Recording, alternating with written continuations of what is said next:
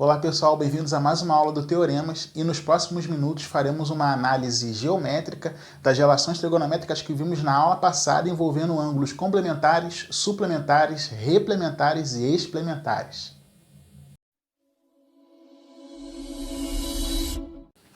Muito bem pessoal, vou começar olhando aqui os ângulos complementares, são aqueles ângulos que somados dão 90 graus. Para mostrar isso aqui, eu vou usar um elemento aí matemático muito conhecido, que é o ciclo trigonométrico, certo? O que é isso?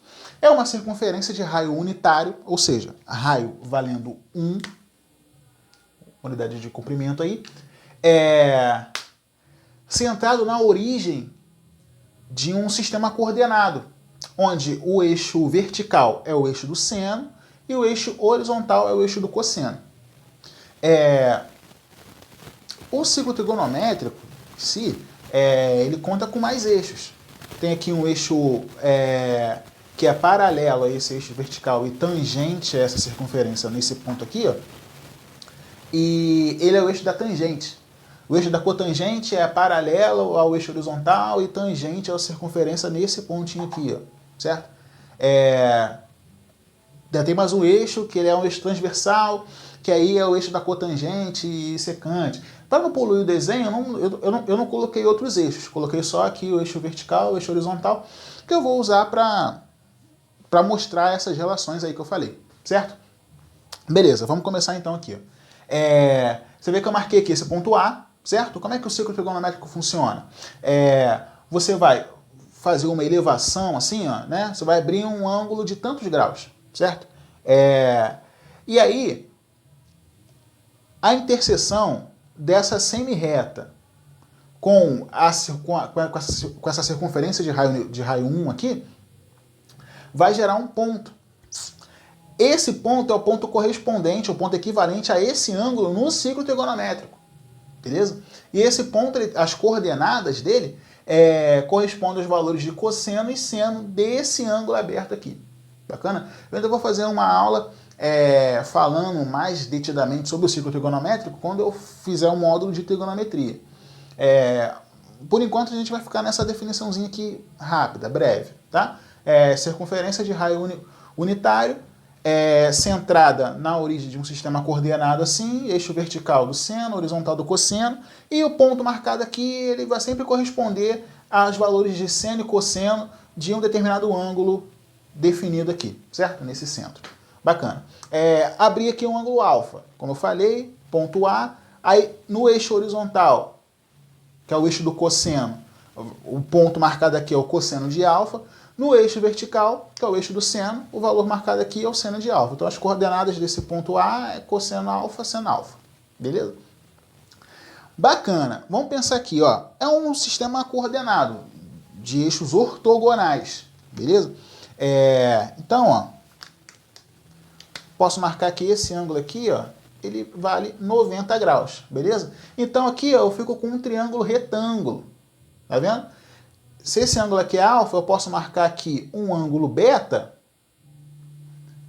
que é justamente o complemento desse ângulo alfa, certo? Eu posso afirmar que esse ângulo alfa mais o beta tem que ser igual a 90 graus, já que eles são os ângulos internos de um triângulo retângulo, certo? Alfa mais beta tem que dar 90 graus. Como é que eu fico, então? Olha para esse triângulo retângulo aqui que eu falei, né? A hipotenusa, que é o lado voltado para 90 graus, é o raio dessa circunferência, ou seja, vale 1. Os catetos, eles têm as medidas das coordenadas desse ponto A, ou seja, esse cateto aqui embaixo, ele vale cosseno de alfa, tamanho dele é cosseno de alfa. Já esse cateto aqui, ó, o tamanho dele é seno de alfa. O tamanho dele, seno de alfa. Beleza? Usando as relações trigonométricas no triângulo retângulo, eu vejo que esse ângulo beta vai ter os seguintes valores de seno e cosseno. Eu sei que para calcular Vou botar esse alfa mais beta aqui em cima. Alfa mais beta, 90 graus. Eu sei que para achar o seno e o cosseno de um ângulo e tal dentro de um triângulo retângulo, eu posso usar relações envolvendo os lados desse triângulo, certo? Se eu for pegar aqui, por exemplo, o seno de beta, ele vai ser o cateto oposto a beta dividido pela hipotenusa. O cateto oposto a beta nesse triângulo aqui, né, ele é o cosseno de alfa, certo? Então, ó, cosseno de alfa. A hipotenusa vale 1, certo? Aí daí eu tiro aquela relação que seno de beta é igual a cosseno de alfa. Beleza? Vou usar a mesma ideia para relacionar o cosseno de beta. Como é que fica? Cosseno de beta é o cateto adjacente a beta, que nesse caso aí é o seno de alfa, dividido pela hipotenusa, que vale 1.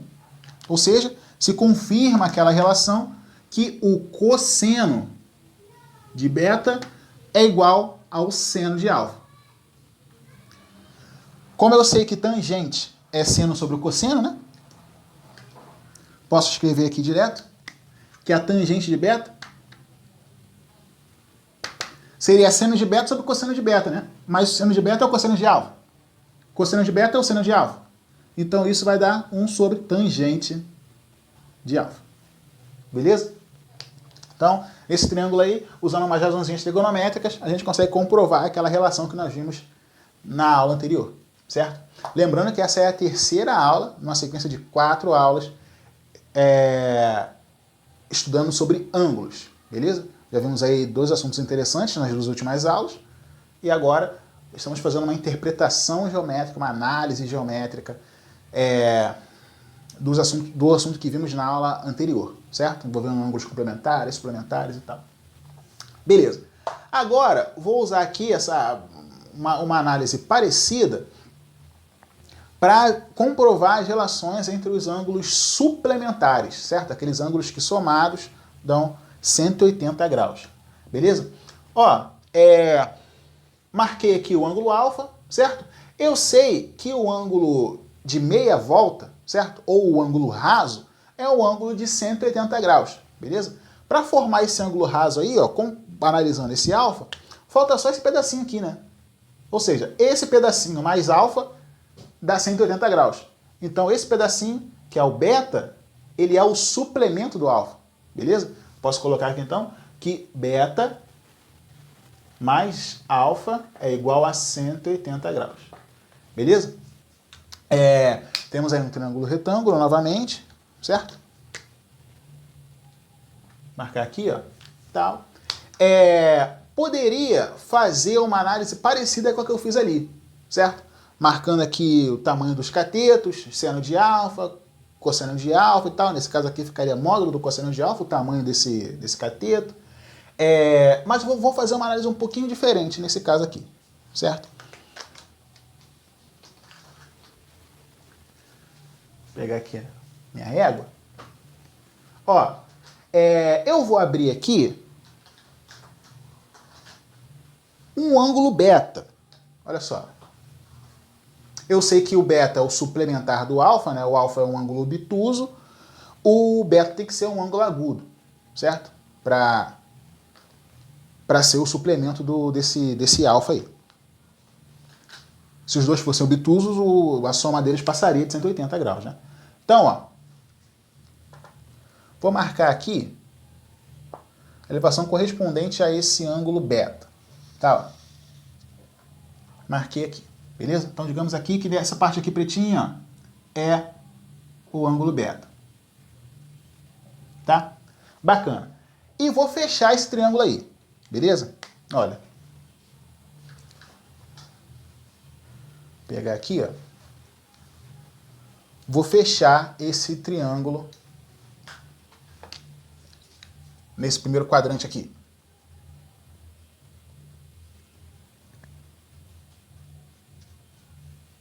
Bacana. Fechei. Ó, repare que tanto esse segmento preto aqui quanto o azul, eles são o raio dessa circunferência unitária. Ou seja, eles valem 1, certo? Então, ó, posso colocar aqui. Aqui vale 1, aqui também vale 1, certo? É um sistema ortogonal, então isso aqui vale 90 graus, beleza? Aí, olha que interessante, né? Tenho aqui esses dois triângulos, ó, vou botar aqui o triângulo 1 e o triângulo 2, beleza? Olha só que interessante. Aqui eu tenho um ângulo de 90, o ângulo beta e esse lado aqui valendo 1. No triângulo 2, eu também tenho um ângulo de 90 graus, um triângulo retângulo, tenho esse ângulo beta, já que eu abri o mesmo ângulo beta aqui, né? E o raio dessa circunferência, que passa a ser lado desse triângulo aqui, que também vale 1. Ou seja, eu posso garantir, pelo caso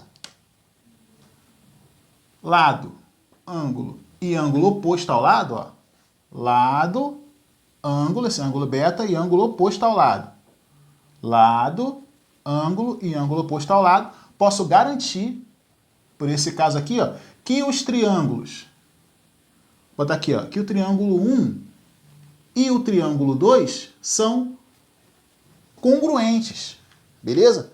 Ou seja, eles possuem lados aí, os lados correspondentes, lados voltados para os mesmos ângulos, iguais, certo? Ou seja, vou falar aqui que esse ângulo aqui é um ângulo vermelhinho, tá? Esse ângulo vermelhinho é o mesmo ângulo vermelhinho aqui. Isso significa o quê? Que o lado voltado para beta no triângulo 1 tem a mesma medida do lado voltado para beta no triângulo 2, certo? Ou seja, se eu quiser, eu posso fechar aqui, ó.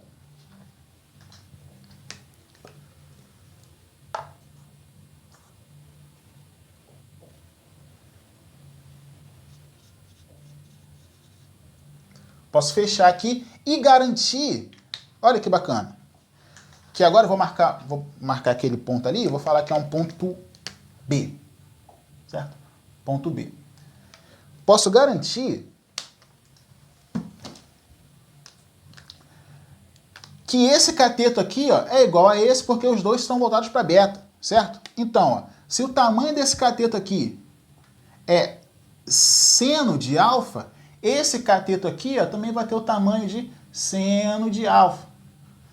Se o tamanho desse cateto aqui, ó, repare que eu estou falando do tamanho, certo? Eu vou colocar já um módulo. Módulo de cosseno de alfa, esse tamanho aqui, ó, também vale módulo de cosseno de alfa.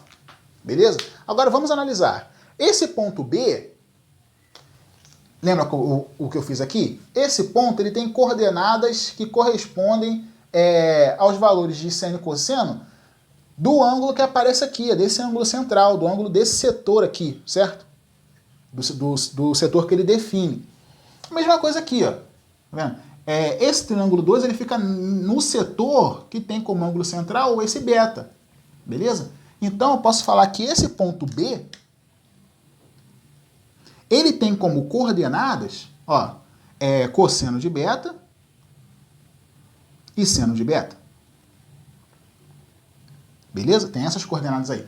E aí eu vou comparar então, ó. Então esse cateto tem que ser igual a seno de beta.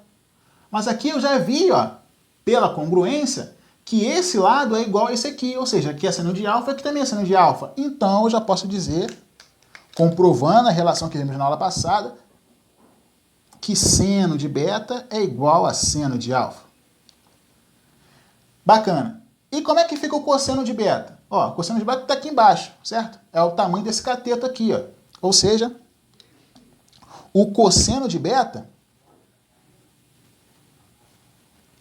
tem que ser igual ao módulo do cosseno de alfa. Só que repara, o alfa é um ângulo obtuso, certo? É um ângulo que o ponto correspondente a ele fica no segundo quadrante. Ou seja, ele tem abscissa negativa e ordenada positiva. Então esse valor de cosseno aqui, ó, é negativo, certo?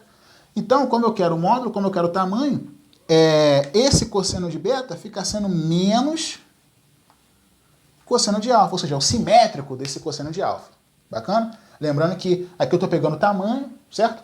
Vou pegar o módulo desse cosseno de alfa aí. Bacana? E a tangente de beta, seno de beta sobre cosseno de beta, que nesse caso, ó, seno de alfa menos cosseno de alfa. Então fica menos tangente de alfa. Beleza? Se eu quisesse traçar aqui o eixo da tangente, eu ia ver que eu ia marcar a tangente do beta lá em cima e a tangente do alfa lá embaixo, certo? Em valores simétricos, em pontos simétricos, beleza? Eu ia achar justamente essa relaçãozinha aqui, tá? Agora eu vou apagar esse quadro aqui e fazer um novo para mostrar as relações dos ângulos explementares e replementares.